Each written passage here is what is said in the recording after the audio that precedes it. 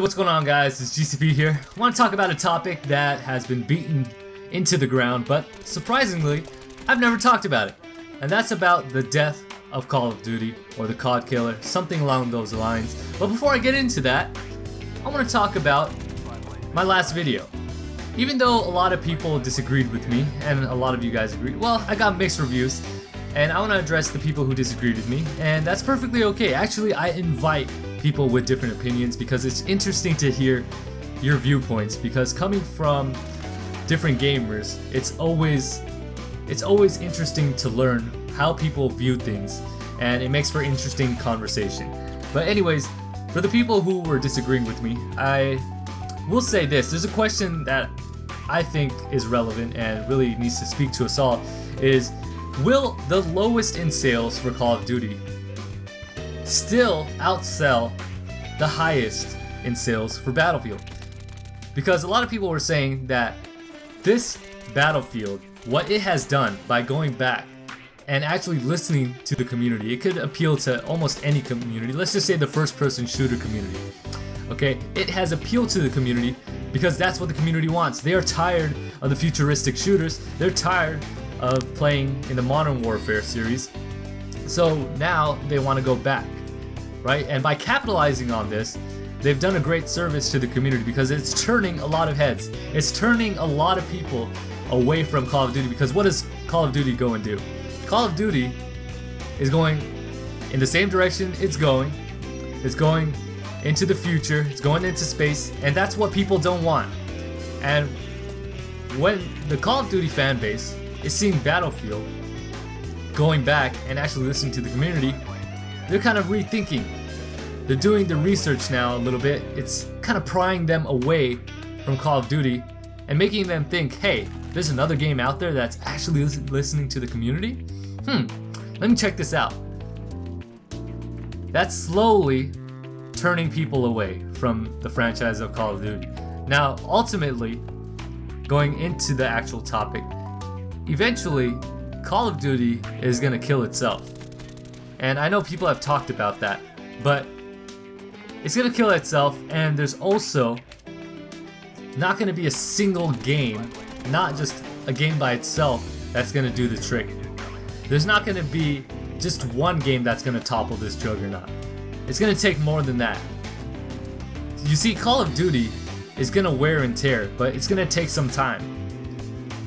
You know what Battlefield did is definitely closing the gap.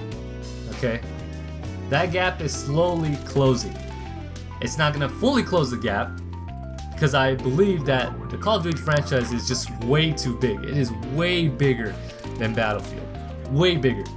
That just a single game, Battlefield 1, is not going to be able to topple Call of Duty just yet.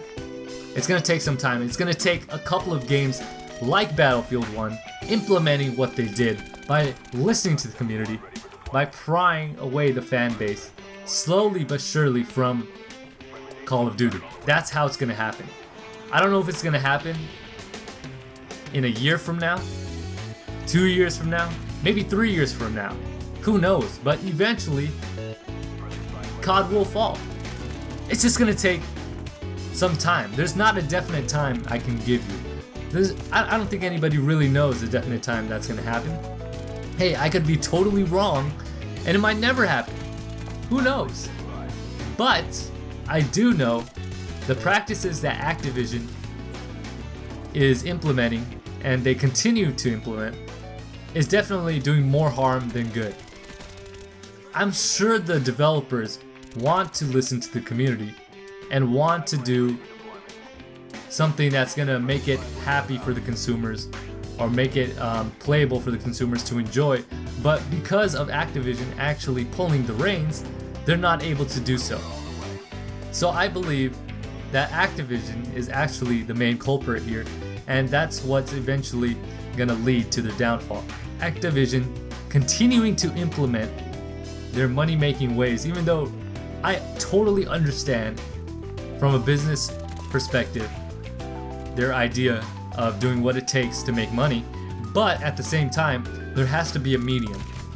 There has to be a medium where you have to listen to the community, because ultimately it's the community that's making you this money.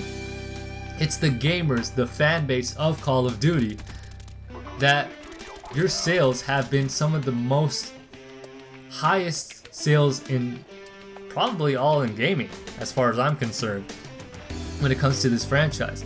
And when it comes to a point where you're no longer listening to the fan base, you're not listening to the concerns of your consumers, you're gonna lose them, and eventually it will topple.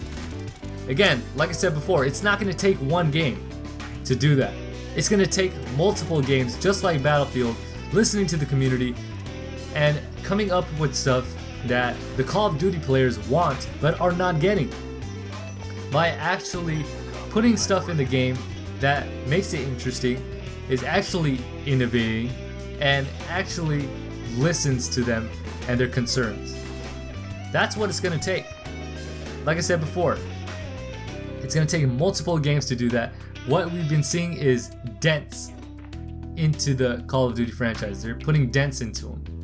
And eventually there will come a time when the dent is huge enough where it will just throw this juggernaut down and it will be done. But when that time is, nobody really knows. Anyways, that's my theory on the death of Call of Duty. If you guys have a different theory, let me know, and I'll catch you guys on the next one. This is GCP, and I